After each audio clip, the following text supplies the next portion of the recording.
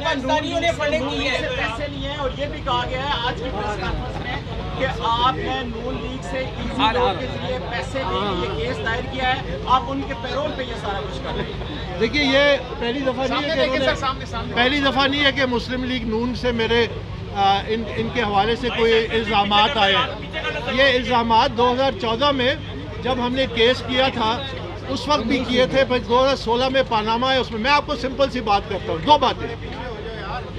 2016 میں میں نے 2 خط لکھے مسلم لیگ نون کے وزیر داخلہ چودھری نثار کو کہ وہ یہ جو ملازمین کے اکاؤنٹس میں پیسہ آیا ہے اس کی تحقیقات کرے FIA سے، مجھے جواب تک نہیں آیا۔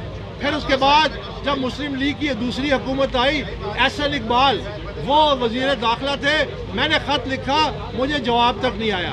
موجودہ جو حکومت ہے، میں نے رانا ثناء اللہ صاحب کو خط لکھا ہے، ابھی تک مجھے جواب نہیں آیا۔ اگر ہم مل کے کھیل رہے ہوتے تو یہ تو 2 دن کی تحقیقات ہے، جا کے ملازمین کے صرف ان کے بیان ریکارڈ کرنے اور حقائق سامنے آ جائیں گے۔ اور دوسری بات، عمران خان 3.5 سال وزیر اعظم رہا ہے۔ یہ کیسا وزیر اعظم تھا جس کے پاس تمام ایجنسیز تھیں، جس کے پاس FIA تھا، جس کے پاس IB تھی، جس کے نیچے ISI تھی، اور جہاں تک کہ وہ اگر ISI اور دوسرے اداروں کو بجٹ پاس کرنے کے لیے استعمال کر سکتا تھا تو وہ اس کے پاس ایک ذرہ بھر کوئی ثبوت نہیں سامنے لا چکا کہ یہ میرا اور مسلم لیگ نون کا گٹھ جوڑ تھا۔ یہ انتہائی غلیظ قسم کے الزامات ہیں۔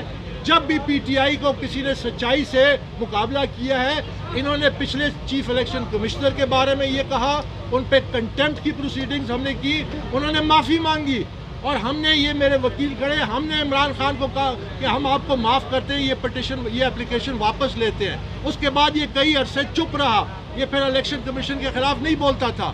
مجبوری یہ ہے کہ پاکستان میں یہ آزاد پھر رہا ہے، یہ دندناتا پھر رہا ہے، اس کو قانون، اسی لیے میں کہتا ہوں یہ جائے برطانیہ میں، یہ جائے فائنینشیل ٹائمز کے خلاف مظاہرہ کرے، یہ جائے ان کے خلاف کیس کرے، پھر میں دیکھتا ہوں کہ سچائی کیا ہوتی ہے اور اس کے ساتھ وہاں کے قانون کے خلاف۔ آپ نے تحریک انصاف کے خلاف فنڈنگ کے حوالے سے کیس ڈالا تھا، آپ کیس جیت گئے، اب آگے آپ کا نیا عمل کیا ہوگا؟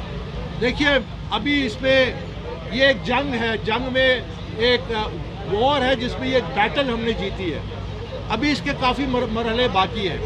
میں انشاءاللہ جب یہ کیس اپنے حتمی اس میں پہنچے گا، میں گلی گلی میں محلے جا کے عمران خان کو چیلنج کروں گا۔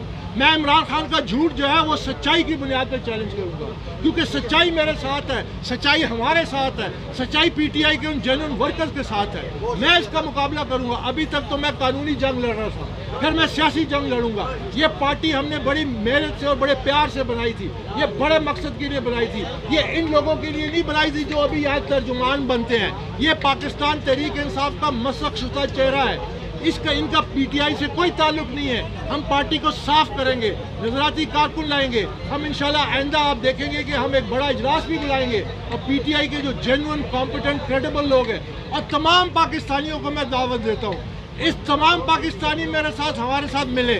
یہ ہم سب پاکستان کا کاز ہے، پاکستان کو صاف لیڈرشپ چاہیے، پاکستان کو کمپیٹنٹ لیڈرشپ چاہیے۔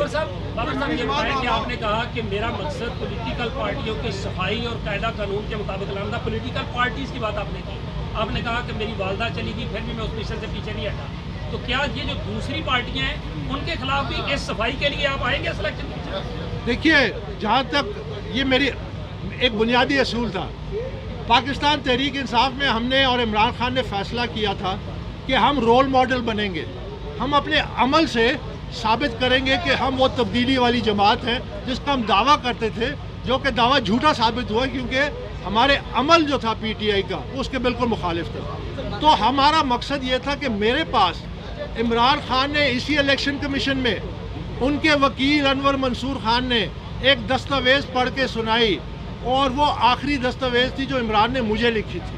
اس میں وہ کیا کہتے ہیں کہ عمران خان کہتے ہیں کہ میں نے تم سے بڑا لاڈ کیا، I forced you to take more responsibilities. You are the number 2 in the party. تو مجھے اپنی گھر کے معلومات پتہ تھے، میں نے اپنے گھر سے صفائی شروع کی ہے۔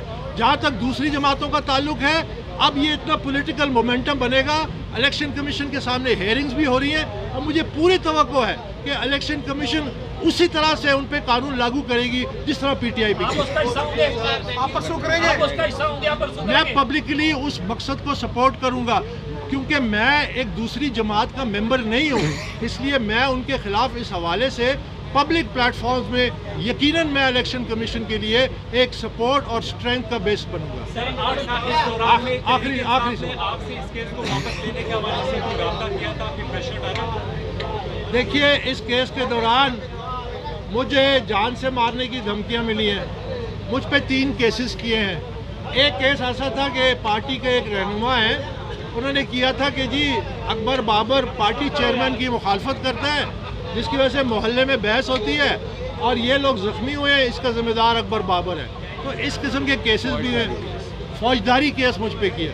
اس کے علاوہ مجھے ہر قسم کی آفر کی ہے، مجھے بڑی سے بڑی آفر ملی ہے، اور یہ بھی آج میں آپ کے سامنے پہلی دفعہ کہنا چاہتا ہوں، میں تفصیل میں نہیں جاؤں گا، کہ 21 جون جب کہ یہ فیصلہ محفوظ کیا گیا، اس سے پہلے عمران خان کی ایلچیوں کی دوڑیں لگی ہوئی تھیں۔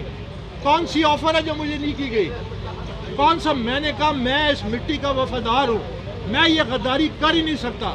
میں نے بڑے سے بڑے اور اس ملک کے طاقتور ترین لوگوں کو یہ کہا ہے، آنکھ میں آنکھ ڈال کے، کہ اس کیس سے میں پیچھے نہیں ہٹوں گا، جو بھی اس کے کانسیکوینسز ہیں، کیونکہ میں اس ملک کا وفادار ہوں۔ میں سمجھتا ہوں کہ پاکستان میں سیاست کی برائی کی جڑ جب تک سیاسی جماعتیں منظم نہیں ہوں گی، آئین اور قانون کی تابع نہیں ہوں گی، وہ آپ کو لیڈرشپ دے ہی نہیں سکتی، اور ہم سارا دن اسی ایک کنویں کے مینڈک ہوں گے، اسی طرح ہم پسپائی پہ ہوں گے، اسی طرح انتشار میں ہوں گے، اسی طرح ہماری معیشت تباہی سے تباہی کی طرف جاتی رہے گی۔